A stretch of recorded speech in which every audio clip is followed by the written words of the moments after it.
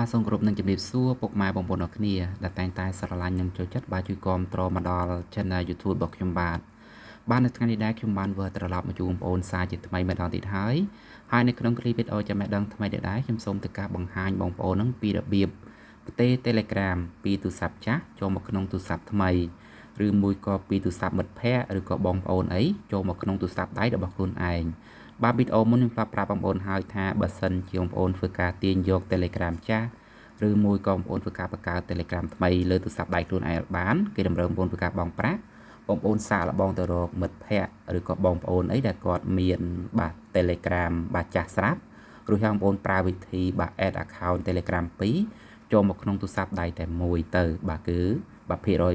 បាននោះគឺមានច្រើនពេលដែលបងប្អូនធ្វើការបាទ add បានជោគជ័យហើយបងប្អូនត្រូវតែធ្វើការផ្ទេរវិញណាបាទពីទូរស័ព្ទមិត្តភ័ក្តិចូលមកក្នុងទូរស័ព្ទដៃរបស់ខ្លួនឯងបាទពេលបងប្អូនធ្វើការផ្ទេរបងប្អូនសាកល្បងប្រើកម្មវិធីដែលបងប្អូនធ្វើការបាទទាញយកពី Play Store សិនមក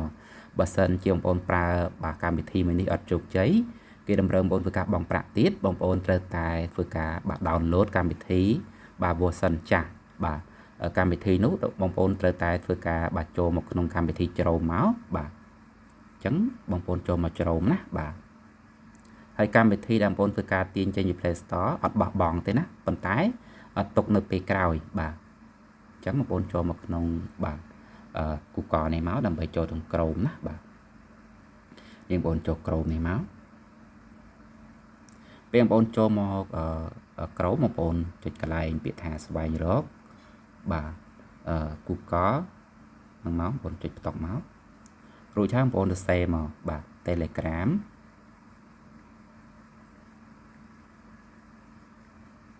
នេះបងប្អូនសរសេរមកនេះបាទអញ្ចឹងដោយសារតែខ្ញុំបានធ្លាប់សរសេរហើយគឺវាចេញតែម្ដងនេះបាទគេហៅថា Telegram បាទ all version រួចហើយចុចតកមកពេលដែលបងប្អូនចុចពីលើពាក្យថា Telegram all version ហើយបងប្អូនយកខាងលើនេះបាទរួចហើយចុចតកពីលើទៀតមកបាទរួចហើយបងប្អូនធ្វើការ scroll មកខាងក្រោមបាទនេះជាបាទកម្មវិធី Telegram version ចាស់បាទគឺមានច្រើនបាទពេលដែលបងប្អូនចង់បានបាទ version កាន់តែទាបបងប្អូនធ្វើការ scroll មកខាងក្រោមនេះជា version ដែលខ្ពស់បាទនៅក្នុងបាទឆ្នាំ2026ដែរអញ្ចឹងពេលបងប្អូនធ្វើការ scroll មកក្រោមបងប្អូននឹងឃើញឆ្នាំ2025ណាបាទអញ្ចឹងបងប្អូន scroll មកបាទបើសិនជាបងប្អូន scroll មកវាចប់បងប្អូនចុចកន្លែង see more នេះដើម្បីមើល version បាទបន្តទៀតបាទពេលនោះបងប្អូននឹងឃើញ version បាទចាស់ទៀតណាបាទនៅក្នុងឆ្នាំ2024ក៏មានដែរនេះបាទអញ្ចឹងបងប្អូនចុច see more នេះមកនេះបាទ2024ក៏មានដែរអញ្ចឹងខ្ញុំសាកល្បងនៅលើបាទឆ្នាំ2025បាទចុចបន្តមកបាទពេលបងប្អូនចុចបន្តពីលើversion ឆ្នាំ2025ហើយបងប្អូនធ្វើការ scroll មកក្រោមបន្តិចមកបាទរួចហើយបងប្អូននឹងឃើញកន្លែងអក្សរ .q ពណ៌ទ្រូចែកនេះបងប្អូននឹងឃើញពាក្យថា download ណារួចហើយបងប្អូនចុចកន្លែងព្រួយយ៉ាងមកនេះ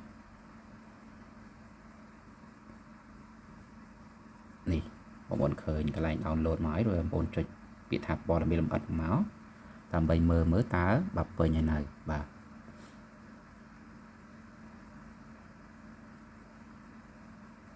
បាទនេះនៅក្នុងករណីមួយដែលបងប្អូនធ្វើការទាញយកទៅគេតម្រូវបងប្អូនធ្វើការបង់ប្រាក់បាទហើយបងប្អូនបញ្ញាប់ដែរអញ្ចឹងបងប្អូនត្រូវតែបាទប្រើវិធីហ្នឹងហើយបាទស្រាប់បងប្អូនណាចង់លឿនណាបាទពីព្រោះតែកម្មវិធីបាទ Telegram បាទ all version នេះគឺ version ទាបអញ្ចឹងគេអត់តម្រូវបងប្អូនធ្វើការបង់ប្រាក់ទេពេលដែលធ្វើការ download ចប់ហើយនឹងចេញតម្រងបែបនេះបងប្អូនចុចបន្តមករួចហើយបងប្អូនចុចពាក្យថាដំឡើងមក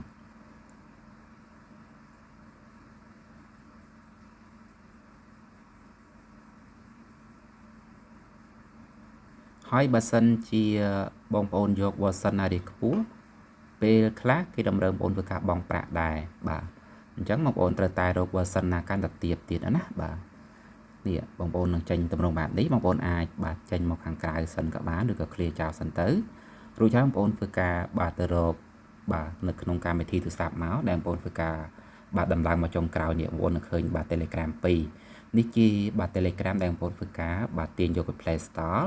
បាទហើយបាទកម្មវិធី Telegram បាទដែលអត់មានបាទពណ៌សនៅខាងក្រៅនេះបាទជា Telegram បាទដែលបងប្អូនធ្វើការបាទដំឡើងចេញពីបាទកម្មវិធី Chrome ណាបាទរួចហើយបងប្អូនចុចពីលើបាទ Telegram ហ្នឹងមកបាទ Telegram ពណ៌ Q ហ្នឹងមកបាទរួចហើយវានឹងចេញតម្រង់ដូចដែល Telegram ដែលបងប្អូនធ្វើការដំឡើងចេញពី Play Store ដែររួចបងប្អូនចុចពីតា Start Messenger ហ្នឹងមករួចហើយចុច Continue រួចហើយចុចអនុញ្ញាតមកបាទមកដល់តម្រងនេះបងប្អូនអាចទៅចូលរើសប្រទេសក៏បានឬមួយក៏បងប្អូនវាយលេខកូដយកតែម្ដងមក855បាទរួចហើយបងប្អូនធ្វើការបញ្ចូលលេខទូរស័ព្ទមកបាទ092ដាក់0បាក់ដាក់92មកមិនបាច់ដាក់លេខ0ទេអញ្ចឹងសូមធ្វើការបញ្ចូលលេខទូរស័ព្ទបាទបន្តិចណាបាទ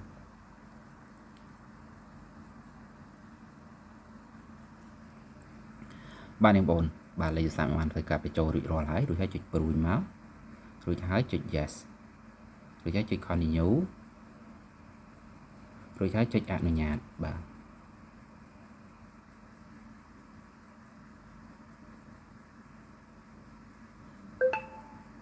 បាទនាងបងគេបានផ្ញើបាទលេខកូដបាទចូលមកក្នុងបាទកម្មវិធី Telegram បាទចាស់ហើយនេះចឹងបងចុចផ្តុកមករួចហើយយកលេខកូដនឹងវាយទៅនេះចឹងមើលម៉ោងបាទម៉ោង2:10នាទីបាទម៉ោង2:10នាទីអូខេនៅខាងក្រោមណាបាទលេខកូដនោះគឺបាទ84បាទ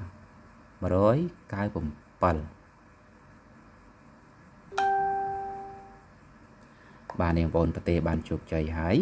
បាទតែប៉ុណ្្នឹងទៅបងប្អូនអាចធ្វើការប្រើបានហើយចំពោះកម្មវិធី Telegram ដែលបងប្អូនធ្វើការបាទទាញយកពី Play Store ខ្ញុំអត់ឲ្យបងប្អូនធ្វើការបោះបង់ទេណាបាទចាំបងប្អូនធ្វើការតនេបាទតនេពីការងារអីចាំបងប្អូនធ្វើការបាទផ្ទេណាបាទផ្ទេ Telegram ពី version ចាស់នេះចូលមកក្នុងបាទ Telegram ដែលបងប្អូនធ្វើការតម្លើងជា Play Store មកបាទ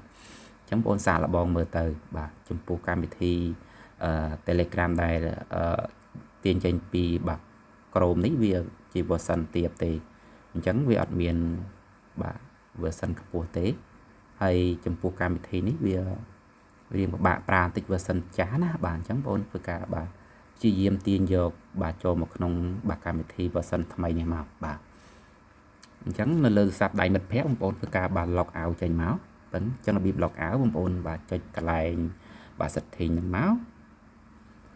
បាទរួចហើយបងប្អូនធ្វើការបាទចូលមកបាទនិមិត្តសញ្ញាបាទរូបមនុស្សនេះគេដាក់ថា account ហ្នឹងបាទរួចហើយបងប្អូនធ្វើការ scroll មកក្រោមបន្តិចមកscroll មកក្រោមអស់មកបងប្អូនរកនិមិត្តសញ្ញាក្រហមនេះបាទហើយគេដាក់ថា log out នេះបាទចុចផ្តុកមករួចហើយចុច log out មកបាទចុច log out ម្ដងទៀតមកបាទតែប៉ុណ្្នឹងទៅគឺ Telegram ហ្នឹងបាន log out ចេញពីទូរស័ព្ទដៃមិត្តភ័ក្តិឬក៏បងប្អូនហើយបាទនៅតែ Telegram របស់គេទេបាទហើយ Telegram របស់យើងគឺបានផ្ទេរមកដោយជោគជ័យបាទចឹងវីដេអូរបស់ខ្ញុំមានតែប៉ុណ្្នឹងទេហើយមុនឃ្លីបបងប្អូនទៅក៏សូមជូនពរជូនជ័យដល់បងប្អូនរកទទួលទីមានបានហើយបើសិនជារកការនិយាយស្ដីរបស់ខ្ញុំមានលលោកខ្វះខាតត្រង់ចំណុចណាខ្ញុំបាទក៏សូមកាត់ទេអភ័យទោសពីសំណាក់ពុកម៉ែបងប្អូនផងបាទនៅពេលនេះដែរខ្ញុំបាទក៏សូមអរកាយជម្រាបលាជួបគ្នានៅវីដេអូក្រោយបាទបាយបាយ